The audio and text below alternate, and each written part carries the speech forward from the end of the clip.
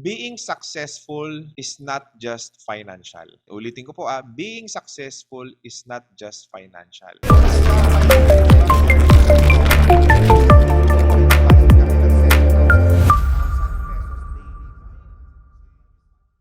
We really have to have a balance and abundant life in every aspect sa buhay natin. Sir Raymond, totoo yung sinasabi mo kasi hindi naman lahat ng mga mayayaman sobrang saya nila. At hindi naman din lahat ng mga mahihirap sobrang lungkot nila. Ang nagpapasaya at nagpapaganda ng buhay natin ay hindi lang pera. Maraming aspeto ng buhay natin na kailangan nating mabalanse kung gusto natin magkaroon ng totoong successful na buhay. Kasi marami dyan ang iniisip nila, magpapayaman ako para maging masaya ang buhay ko. Hindi po. Yung pera, yes, it is big part ng buhay natin. Makakapagbigay siya ng kasiyahan. Kasi kung wala kang pera, maraming aspeto ng buhay mo ang damay din. Apektado kahit yung ibang aspeto ng buhay mo kapag ka ikaw kulang o kapos sa financial. So truly, isa sa pinaka-importante yan, pero kailangan nating mabalanse itong 5 aspeto ng buhay natin. Number 1 aspect na dapat i-priority natin is yung tinatawag natin na spiritual. Para masabi mong successful ang isang tao, dapat spiritually successful din siya. Ano ibig sabihin? Yung spiritual being niya o yung connection niya with the divine creator,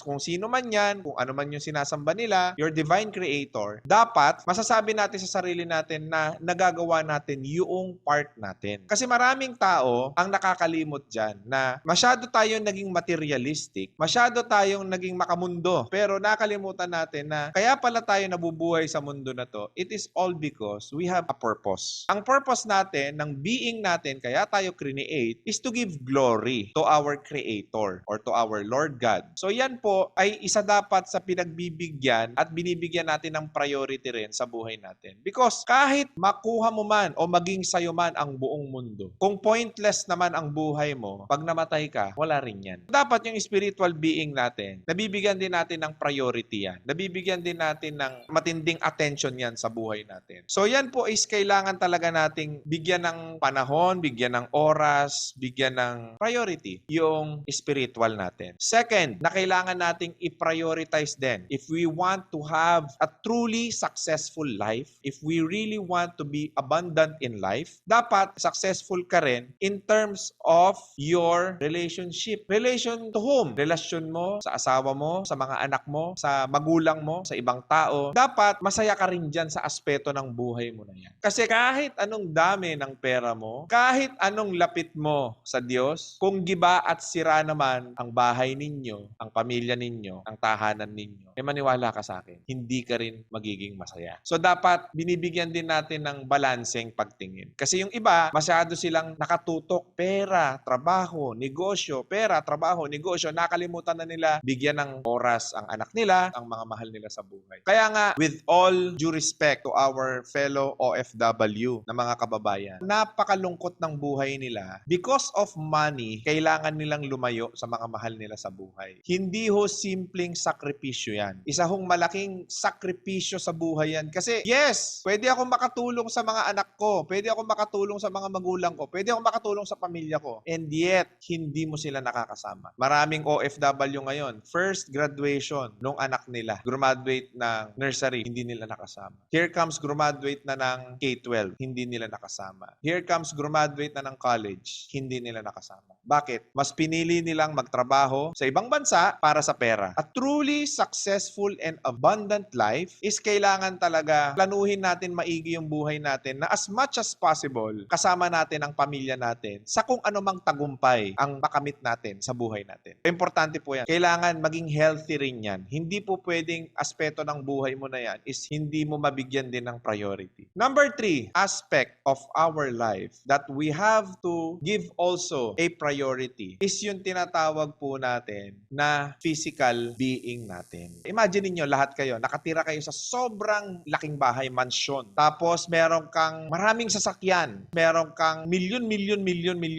sa bangko. Tapos meron kang maraming alahas. Lahat ng gusto mong kainin, makakain mo. Lahat ng gusto mong puntahan, mapupuntahan mo. Pero sobrang sakit ng ngipin mo. May enjoy mo kayang lahat yon at that moment? Hindi. Kasi pag may sumakit sa katawan mo, hindi mo may enjoy yan. Ano mas iintindihin mo? Yung mamahaling sasakyan mo o yung ngipin mo na nangingirot at at ang sobrang sakit? Ano mas iintindihin mo, yung ganda ng mga furniture doon sa loob ng bahay mo o yung ngipin mong nangingilo at sobrang sakit? Ano mas iintindihin mo, yung sobrang dami mong pera, dami mong savings o yung ngipin mong nangingilo at sobrang sakit? What's my point? Health is wealth. Kailangan talaga mag-invest tayo sa kalusugan natin, sa well-being natin, sa sarili natin. Kasi marami dyan napapabayaan, trabaho, napupuyat, nai-stress, sobrang workaholic na nila, sobrang pressure na nila sa negosyo nila. Nakalimutan na nila yung mga dapat pala nilang mag-physical activity, dapat pala silang mag-exercise, dapat pala silang mag-stretching. Yung mga bagay na nakalimutan na nila. Kaya huwag kayong magtataka, uso po yung sakit na cancer, uso yung sakit sa puso, uso yung high blood, uso yung diabetes.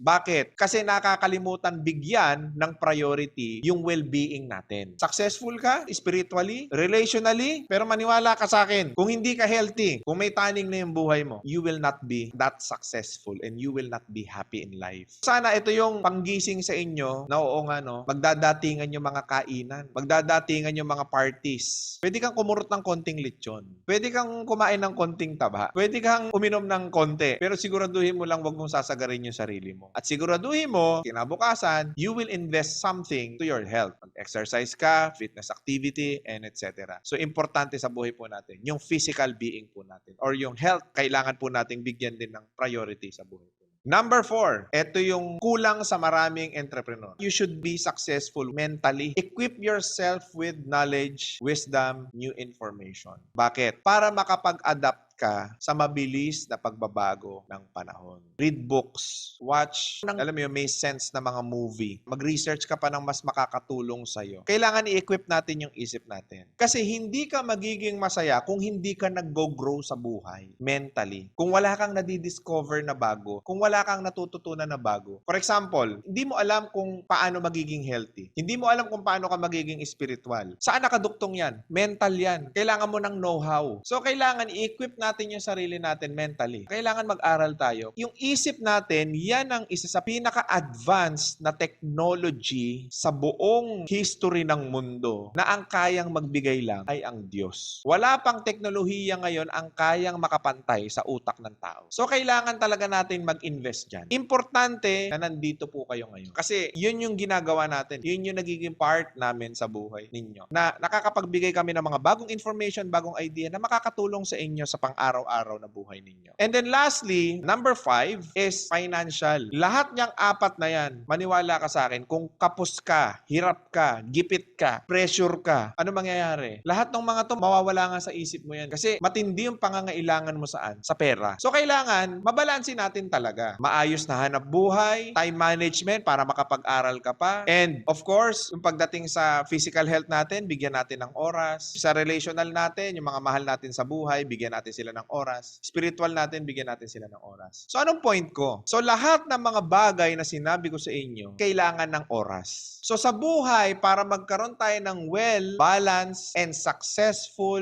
and abundant life, kailangan bigyan natin ng oras yung 5 aspeto ng buhay natin na napaka-importante sa ating lahat. Kaya po tayo binigyan ng 24 hours a day ng Diyos. 30 to 31 days a month. Binigyan tayo ng 12 months sa loob ng 1 taon. At binigyan tayo ng 1 taon. At binigyan tayo ng 1 dekada. At marami pang taon sa buhay natin. Is para magkaroon tayo ng maraming oras sa 5 bagay na yan. Para magkaroon ka talaga ng masagana, successful, masaya na buhay, gamitin mo yung oras mo sa makabuluhan. Doon sa makapagbibigay ng puntos doon sa 5 aspeto ng buhay natin. Pag nabalansin mo yung 5 na yan, you are truly successful. Imagine niyo po, kasama mo yung mga anak mo, asensado kayo, tuwing linggo, nagche-church kayo, sabay-sabay kayong nagdi-discover ng mga new things, you travel abroad, nag-aaral kayo, nanonood kayo ng mga makabuluhang movies together, tinuturuan nyo silang mag-research, tinuturuan nyo silang mag-aral din. Imagine niyo po kung ganun ang buhay ninyo, tapos sobrang yaman pa ninyo. Yun talaga masasabi kong nasa akin na ang lahat. Doon mo palang masasabi na kumpleto ako sa buhay ko. Kasi maraming mayaman, yung sobrang yaman,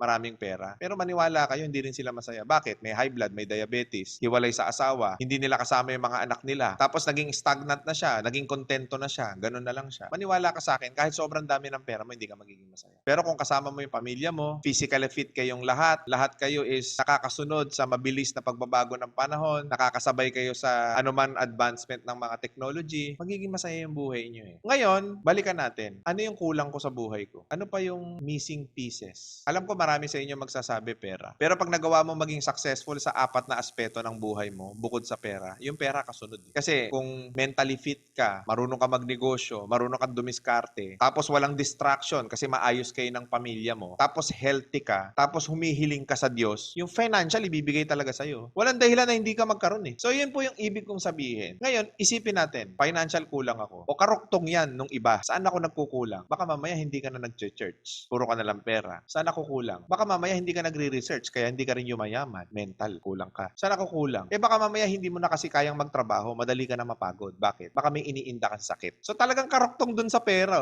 yung apat na aspeto ng buhay natin. Kahit anong isipin mo, karuktong talaga siya eh. Kung gusto mong umasenso at yumaman, financially successful, balansin mo yung apat, sobrang saya ng buhay mo pag nakompleto mo yan. There is no perfect life. Wala pong perfectong buhay. Wala ring perfectong tao. Wala ring perfectong successful na masasabi mo. Kahit si Bill Gates, hindi siya perfectong successful na tao. Kahit sila Michael Jordan, sila Henry C., mga financially successful, hindi mo masasabing perfectong successful sila. Meron din aspeto ng buhay nila na minsan hindi nila talaga nababalanse. Hindi naman perfectong successful talaga sila. Pero overall, kung nabalanse nila yan, masasabi natin, masaya ang buhay nila. Yun ang importante. Kung gusto natin magkaroon ng napakasaya at sobrang saya at pinakamasaya at masaya pa dun sa pinakamasaya na buhay. Kung gusto natin talaga ma-achieve yan, kailangan mong tanggapin sa sarili mo na dun sa 5 aspeto ng buhay natin is malaki ang pagkukulang mo. Maybe spiritually, maybe about your relationship, maybe about your physical, napabayaan mo yung sarili mo, maybe about mental, and maybe about financial. Baka tinamad ka. Kailangan muna natin tanggapin sa sarili natin na may kasalanan tayo. We really have to admit it para makamove on tayo sa buhay natin. Kailangan i-admit natin sa sarili natin. Oo nga, no, hindi ko nababalanse yung buhay ko. Tama ka si Raymond. From this day on, mag-e-exercise na ako. From this day on, I will choose what I eat. I will have physical activity. From this day on, magpe-pray na ako lagi. Ilalapit ko yung sarili ko sa Diyos. From this day on, magbabasa na ako, magre-research ako, mag-aaral ako for my mental being. From this day on, lalo kong ilalapit ang sarili ko sa asawa ko. Lalo kong ilalapit ang sarili ko sa mga anak ko. Lalo kong ilalapit ang sarili ko sa mga mahal ko sa buhay. From this day on, magsisipag ako. Gagawin ko ang lahat para sa kanila. Yan ang ipangako natin sa sarili natin. Yan ang ibigay natin. Hindi siya yung New Year's resolution. Hindi siya yung wish ko, ganyan ang magawa ko. Hindi siya yung, sige, itatry ko. We really have to commit ourselves diyan sa mga 5 aspeto ng buhay natin yan kung gusto talaga natin maging successful and abundant sa buhay natin. Pero, there are 3 levels of commitment.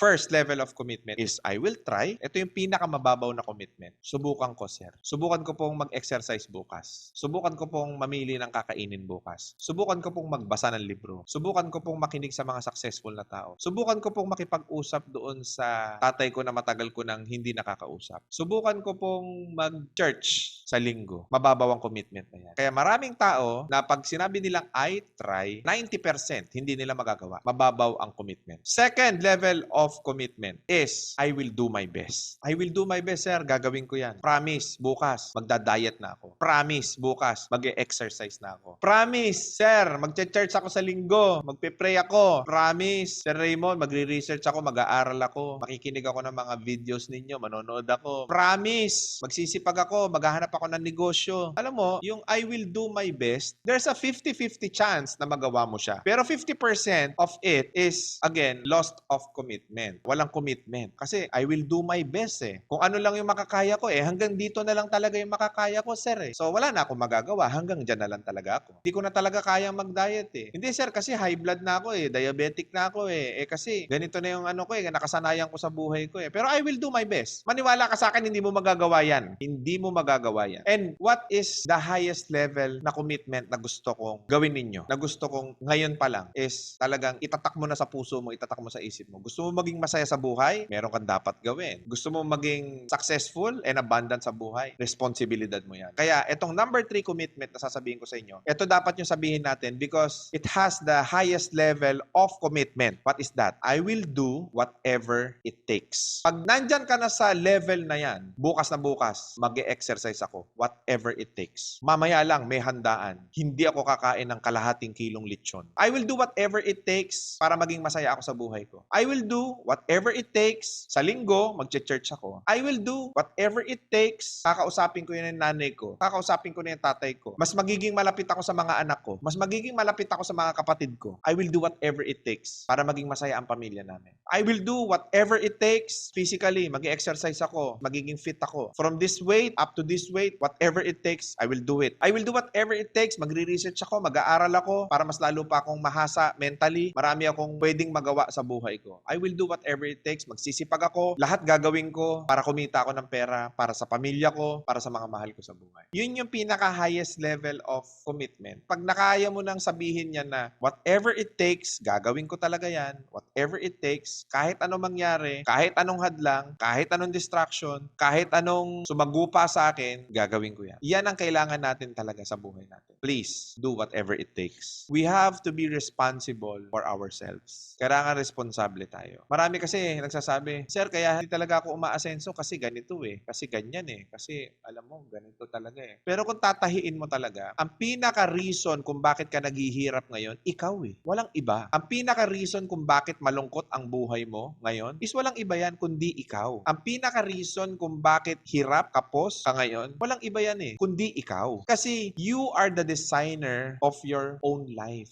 Your decisions yesterday is the result of today. Kung bakit ka ganyan ngayon is dahil yan sa desisyon mo nung nakaraang linggo, nung nakaraang buwan, nung nakaraang taon. At wala rin namang magbabago kung wala kang babaguhin sa buhay mo. Nandito ako at kinakausap kita at gusto kong sabihin sa'yo na gumising ka na. Na kailangan mong tanggapin sa sarili mo na kailangan mo mag-commit talaga sa mga bagay. Kailangan mo mag-sacrifice. Eh, yun ang gusto mo eh. Yung iba, anong commitment nila? Wala. Kung ano na lang ang dumating, okay na ako dyan. Kung ano na lang ang meron, okay na ako dyan. Hindi totoo na yung natutunan mo sa sarili mo na hanggang ganyan ka lang. Hindi totoo yan. May pag-asa kang umasenso, may pag-asang umangat ang buhay mo, may pag-asang sumaya ang pamilya nyo. Lahat yan, may chance yan. May chance. But you have to choose. It's all about choosing your chances. Chance na umasenso. Piliin mo. Yun. Chance na yumaman. Yun ang piliin mo. Chance na mas maging masaya ang pamilya natin. May option ka sa buhay. Yun ang maganda sa buhay. Lagi tayong may option. Ang problema lang, lagi mong pinipili o hindi mo man piliin, lagi mong ginagawa is yung kabaliktaran ng goal and objective mo sa buhay. Lahat po tayo magiging masaya, magiging successful, magiging abundant ang buhay. Kung naniniwala kayo, have faith in it, do whatever it takes para mangyari sa yan, maniwala ka sa akin. It's already happening right now.